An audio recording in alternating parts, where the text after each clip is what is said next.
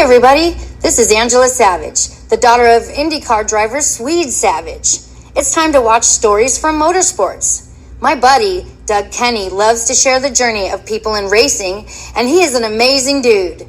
Drivers, owners, fans, and team members, watch the SFM podcast.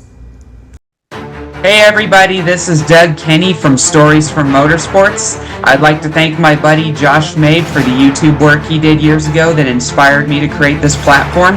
I'd like to thank my buddy Victor Sifton for convincing me to get back into it after my hiatus from 2017 to 2019. I have a very special treat for you all today with an amazing journey from an amazing racing figure.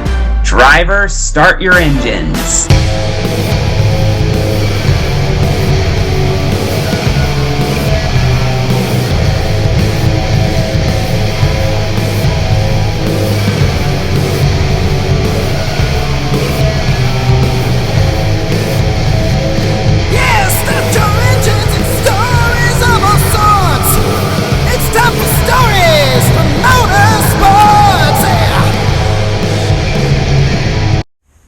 Do you know what Stephen Wallace has been up to lately? Like, nobody that I know has heard from him lately.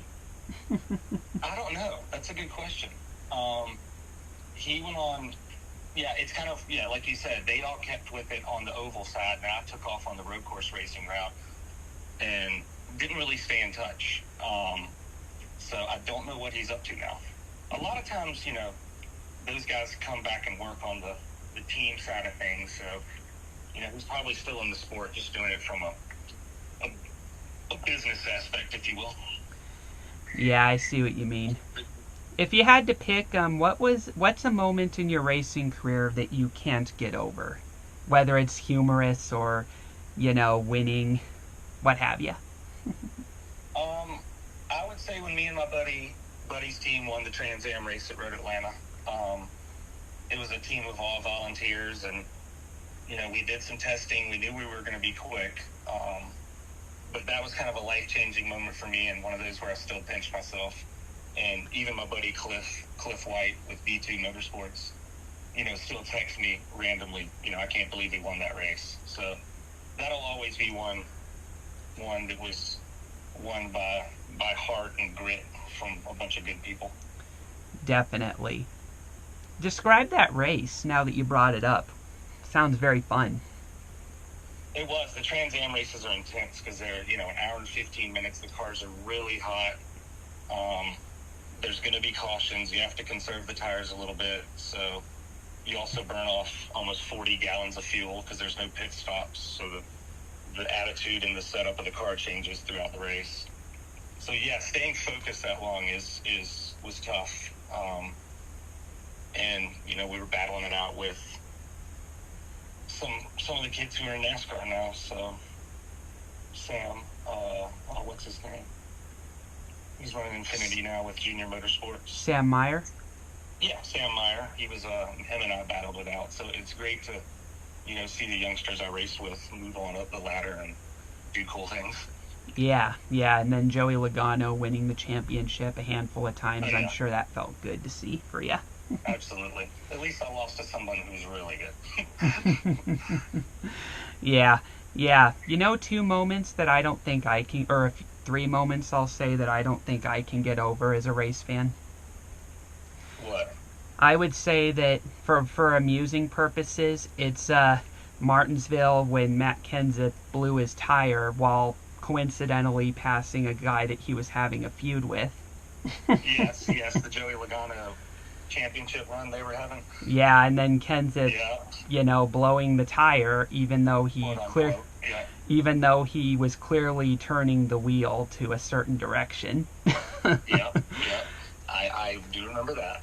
Yeah, I mean, I like Matt. I just got a laugh out of that afterwards and being like, yeah, not what happened. Right. You gotta do what you gotta do, I guess.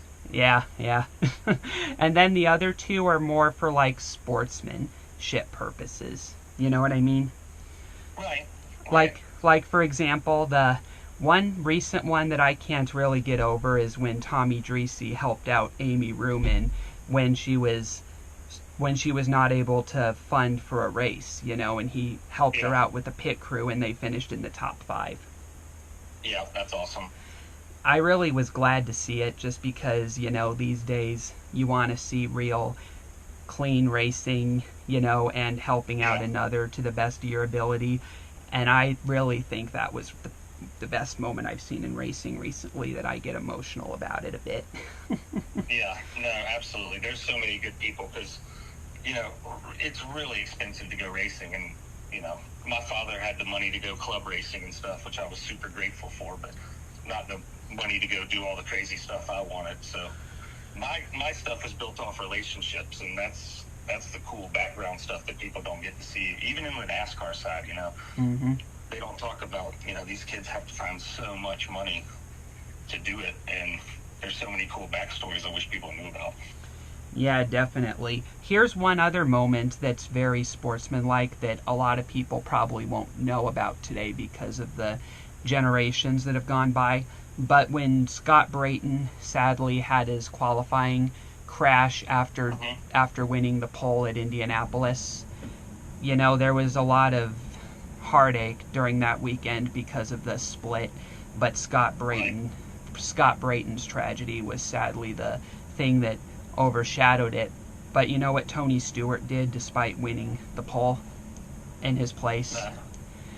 He asked the other competitors if they could leave the pole position empty for Scott Brayton when they went to the green flag.